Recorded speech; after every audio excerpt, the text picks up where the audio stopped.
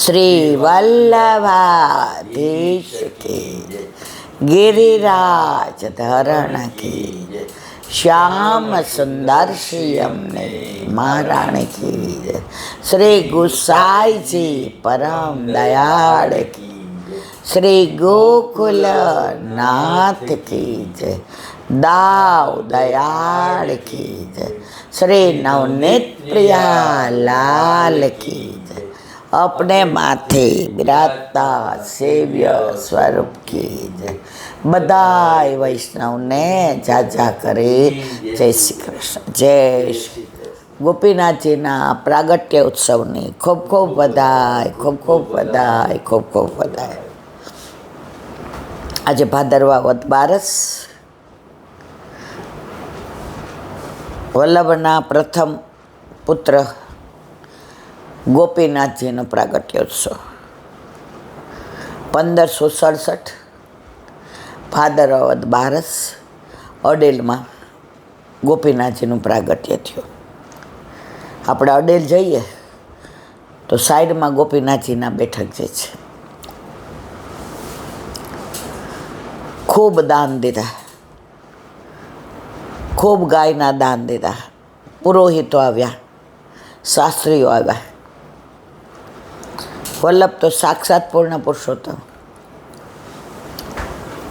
તેમને તો ખબર હતી કે જ્યારે કેસી ઘાટ ઉપર વલ્લભ અને મહાલક્ષ્મી બહુજી બિરાજતા હતા અક્કાજી, ત્યારે અક્કાજીને એવા દર્શન થયા કે બે બાળકો દોડ રમતા રમતા એની પાસે આવે છે, રમતા દીઠડા। કોણ? બલદેવ શ્રી ગોવિંદ। તો બલદેવજી આવ્યા, હવે ગોવિંદ આવવાના બાકી। ગોવિંદ કોણ? સાક્ષાત ગુસાઈજી। તો એવા ગોપીનાથજીનું પ્રાગટ્ય આજે એમને બધા ગ્રંથો રચવામાં, ઠાકોરજીની લીલા જાણવામાં, એ બધામાં બહુ રસ હતો। અને વધુમાં વધુ એમની આસક્તિ દ્વારકાએ જતા, પણ વધુમાં વધુ આસક્તિ જગન્નાથપુરીમાં હતી। વારંવાર જગન્નાથ જાય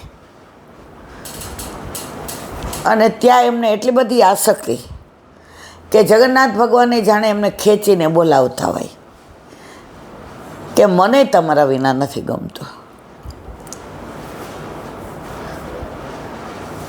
એકવાર ચરણ ભેટમાં ગોપીનાથજીને એ જમાનામાં 550 વર્ષ પહેલાં 1 લાખ રૂપિયા આવ્યા ચરણ ભેટમાં। એટલે અત્યારના તો કેટલા કરોડ થાય એ આપણે જાણવાનું।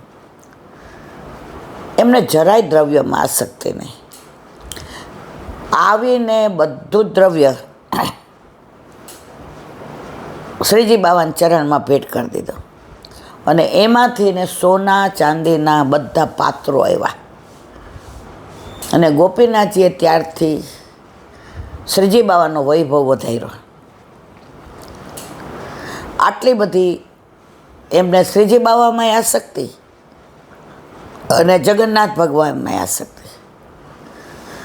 એમણે ઘણા ગ્રંથો લખ્યા, એમાં મૂળ સાધન દીપિકા અત્યારે આપણને મળે છે। બધા વૈષ્ણવો એકવાર વાંચવા જેવું છે। ઘણા લોકો એવું કહે કે ગોપીનાથજી મર્યાદા માર્ગી જરાય નહીં, પૂરેપૂરા પુષ્ટિ માર્ગીયા। કારણ સાધન દીપિકામાં સેવાની રીત, સેવાની ભાવના ગોપીનાથજીએ સુંદર રીતે વર્ણન કરી છે। તો સાધન દીપિકા ગ્રંથ મળે તો એકવાર અવશ્ય વાંચો। એમનો વિદ્યાભ્યાસ વલ્લભે જ શરૂ કરાયો હતો। વલ્લભ જ એમને ભણાવતા, પછી કાશી પણ ભણવા મોકલ્યા અને ત્યાં જ યજ્ઞોપવિત થયું। એમના વિવાહ સાઉથના પાયમ્મા ગુરુ સાથે થયા। એમના વહુજી નામ પાયમ્મા ગુરુ।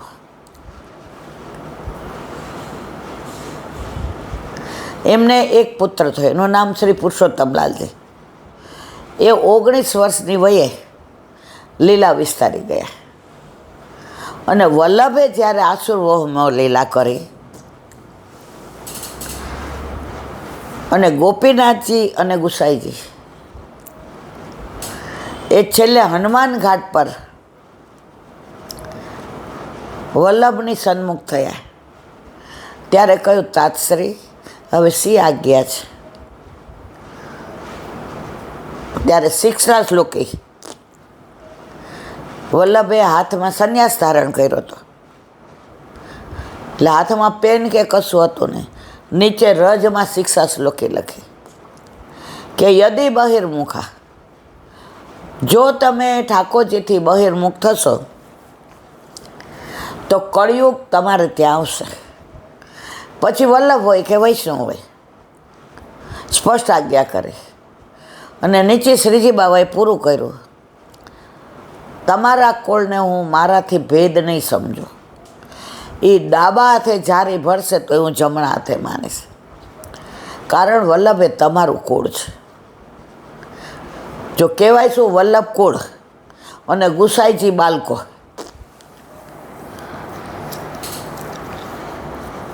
અને પ્રથમ તિલકાય કોણ બન્યું? ગોપીનાથજી, 19 વર્ષની વયે. એમને એક દીક લાલન પુરુષોત્તમજી અને 2 બેટીજી લક્ષ્મી સત્યભામા બેઉ અગ્રજની અનુહાર રે રસના. 9મું વલ્લભાખ્યાન. એમના માટે ગુસાઈજીએ પણ મંગલાચરણ કર્યું છે. પુરુષોત્તમજી 32 લેખવાળાએ પણ કર્યું છે. યદનુગ્રહ તો જંતુ સર્વ દુઃખાતિ ગૌ ભવત તમહમ સર્વદા વંદે શ્રીમદ વલ્લભ નંદનમ. એવા ગોપીનાથજી ફક્ત 31 વર્ષ જ ભૂતલ પર બિરાજ્યા અને પછી એમ લીલા વિસ્તારી. લીલા પણ કેવી રીતે વિસ્તારી? એમની આસક્તિ જગન્નાથ ભગવાનમાં અને શ્રીજી બાબામાં. તો જગન્નાથજીના દર્શન કરવા ગયા અને જગન્નાથ ભગવાનને એમનો વિરહ સહન નહોતો થતો, તો બગાસું ખાધું અને એવી લોકવાયકા છે કે ગોપીનાથજી એમના મુખારવિંદમાં સમાઈ ગયા. જગન્નાથ ભગવાનની વાત નીકળી તો આપણે બધા જે જાણીએ છીએ એનાથી ને કંઈક વિશેષ વાત એમના પ્રાગટ્યની છે, જે ઓથેન્ટિક છે, મારી પોતાની નથી. મેં એક વ્યાસજી પાસેથી સાંભળી. આજે વાત જગન્નાથ ભગવાનની નીકળી છે એટલે એના અનુસંધાનમાં કહી દઉં. આપણે બધાય જાણીએ કે જગન્નાથ ભગવાનને ત્યાંના ઇન્દ્રદ્યુમ્ન નામના રાજાએ 3 દારૂક મળ્યા. દારૂક એટલે લાકડા, અને સ્વપ્નમાં આજ્ઞા કરી અને એમાંથી નાનું પ્રાગટ્ય. પણ એનાથી વિશેષ જે છે તે આ જ ઘણા હજારો વર્ષો પહેલાં ઇન્દ્રદ્યુમ્ન નામનો રાજા જગન્નાથપુરીમાં. હવે એના રાજમાં એટલો આનંદ, બધા સુખી, પોતે બહુ ભગવદીય,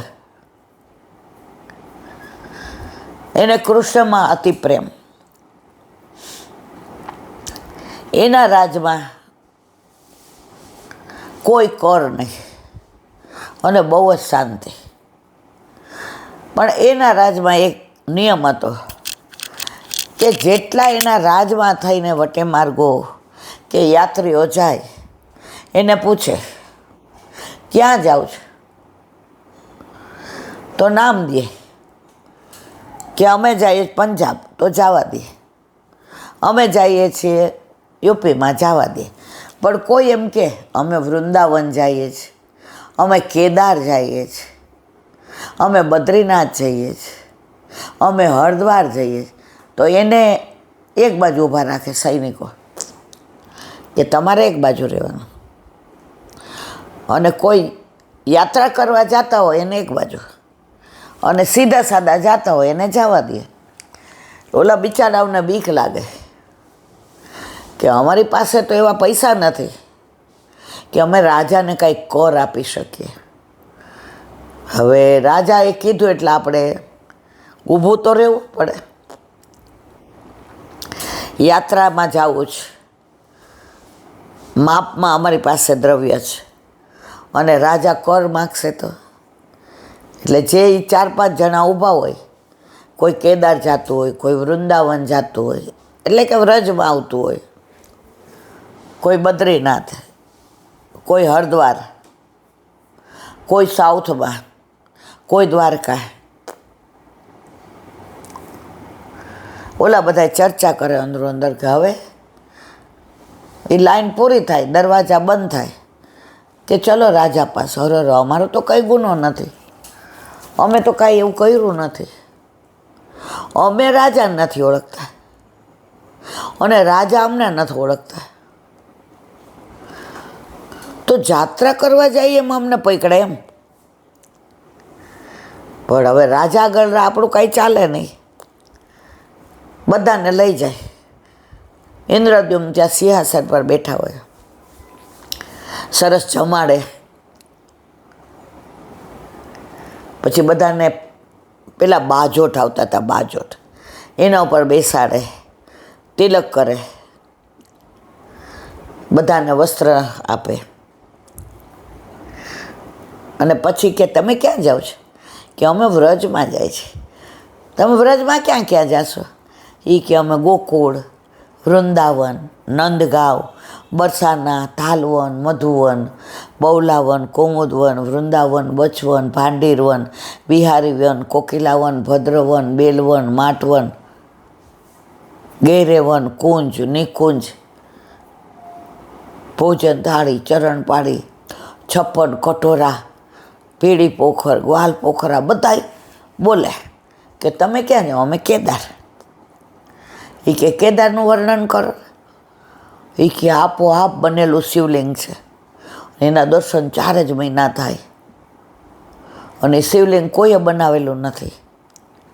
હવે બધાય પોતે જે તીર્થમાં જતા હોય એની વાતો કરે, એ બધું વર્ણન કરે એટલે રાજા આંખ બંધ કરે, અને જે પહેલાં વર્ણન કરે તો એ લીલામાં પહોંચી જાય. તો વગર તીર્થયાત્રાએ ગયે એને ત્યાંની બધી લીલાનું દર્શન થાય. એટલે એને ભારતના બધા તીર્થોની યાત્રા માનસીમાં થઈ ગઈ. પછી બધાને રસ્તામાંની બધી આપી દે ખીચા ખર્ચી કે તમારે એકેય રૂપિયો નહીં ખર્ચવાનો, તમે જાત્રાએ જાઓ છો ને, આ તમારી ખાધા ખોરાકી, આ તમારા રસ્તાનું બધું, આ તમારે વસ્ત્ર, અને આટલી સોનામોર લઈને જાઓ, અને જ્યાં જાઓ ને ત્યાં મારા વતી દર્શન કરજો, મારી સુધી લેજો, અને અહીંથી પાછા નીકળો ને તો મારા માટે પ્રસાદ અવશ્ય લઈ આવજો. બધા રાજી થઈને બહાર નીકળે. હવે આનાથી ને પ્રસન્ન થઈ લલિત ત્રિભંગી,